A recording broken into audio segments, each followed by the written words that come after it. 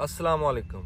सियाणे कहंदे नाले चोर नाले चतर भी बंदा डिग्री तां करदा भी जिंदगी सोल हो जाए भी धक्के मुक जाण ते जे डिग्री धक्के पवा दे यही जलालत बना दे। मुंडे साडे ने कई साल हो गए डिग्री कीती, हुण उहदी लोड़ पई आ, लोड़ तां पैंदी आ भी नौकरी करनी या बाहर जाना। लै उहनूं घल्लिया भी जा डिग्री लै। ਉਹ यूनीवर्सिटी 'ਚ ਗਿਆ ਤੇ ਕਲਰਕ ਕੋ डिग्री मंगी, ਉਹਦੇ ਹਾਲ ਇਦਾਂ ਦੇਖੇ ਵੀ ਜਿੱਦਾਂ ਇਹਨੂੰ ਮਕਾਨ ਖਾਲੀ ਕਰਨ ਦਾ ਕਹਿਤਾ। ਉਹਦੇ 15 ਦਿਨ ਹੋ ਗਏ ਗੇੜੇ ਲਵਾਈ ਜਾਂਦਾ। ਅਸੀਂ ਕਿਹਾ ਪਤਾ ਨਹੀਂ ਇਹਨੇ ਕੀਤੀ ਵੀ ਆ ਕਿ ਨਹੀਂ। ਅਖੀਰ ਮੈਂ ਨਾਲ ਗਿਆ ਤੇ ਉਹ ਕਹਿੰਦਾ ਆਖਿਰ ਅਰਜੈਂਟ ਦੀ ਫੀਸ ਦਿਓ। ਹਜ਼ਾਰਾਂ ਰੁਪਏ 'ਚ ਫੀਸ ਦਿੱਤੀ। ਅਖੇ ਹੁਣ ਸਵੇਰੇ ਆ ਜਾਓ। ਸਵੇਰੇ ਗਏ ਆ, ਕਹਿੰਦਾ ਜੀ 3 ਮਹੀਨੇ ਬਾਅਦ ਆਇਓ, ਗਵਰਨਰ ਦੇ ਸਾਈਨ ਹੋਣੇ। ਉਹ ਤਾਂ ਅੱਲਾ ਦੀ ਕਰਨੀ, ਤੇਰੇ ਵਰਗਾ ਕੋਈ ਭਰਾ ਕਹਿਣ ਸੁਣਨ ਵਾਲਾ ਟੱਕਰ ਗਿਆ। ਉਹਨੇ ਟੈਲੀਫੋਨ ਕੀਤਾ, ਉਹ ਕਹਿੰਦਾ ਹੁਣ ਜਾਇਓ ਸਵੇਰੇ। ਫਿਰ ਗਏ ਆ, ਲੈ ਉਹ ਲੰਮੀ ਬਾਂਹ ਕਰਕੇ ਬਾਰੀ ਚੋਂ ਚੱਕ ਕੇ ਦੇ ਦਿੱਤੀ। ਉਹ ਬਾਰੀ ਚੋਂ ਚੱਕ ਕੇ ਦੇਣ ਦਾ ਹੀ 3 ਮਹੀਨੇ ਦਾ ਟਾਈਮ ਮੰਗਦਾ।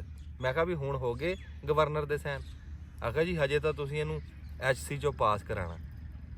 ਵੀ ਅਸੀਂ ਫੀਸਾਂ ਦਿੱਤੀਆਂ, ਜੁੱਤੀ ਕੱਪੜੇ ਦੇ ਖਰਚੇ ਕੀਤੇ, ਉਹ ਪੈਨਸਲ ਕਾਗਜ਼ ਤੱਕ ਮੁੰਡੇ ਨੂੰ ਲੈ ਕੇ ਦਿੰਦੇ ਰਹੇ ਆ ਤੇ ਉਹ ਹਜੇ HC ਤੋਂ ਪਾਸ ਅਸੀਂ ਕਰਾਣੀ ਹੈ। ਵੀ ਤੁਹਾਡਾ ਗਵਰਨਰ ਲੱਕੜ ਦਾ ਸੀ ਵੀ ਉਹਦੇ ਸਾਈਨ ਨਹੀਂ ਚੱਲਦੇ।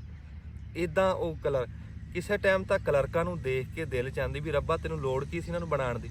ਇਹਨਾਂ ਦੀ ਥਾਂ ਤੇ ਕੋਈ ਦੇਸੀ ਬੱਕਰੀਆਂ ਬਣਾਉਂਦਾ, ਕੋਈ ਕੁਰਬਾਨੀ ਦੇ ਬੱਕਰੇ ਦਿੰਦੀਆਂ, ਕੋਈ ਸ਼ੇਰ ਦੁੱਧ ਦਿੰਦੀਆਂ। ਇਹਨਾਂ ਨੂੰ ਨਾ ਕਲਰਕਾਂ ਨੂੰ ਤਾਂ ਨਾ ਦੁਨੀਆ ਨੂੰ ਜਲੀਲ ਕਰਕੇ ਖੱਜਲ ਖਰਾਬ ਕਰਕੇ ਠੰਡ ਪੈਂਦੀ ਹੈ।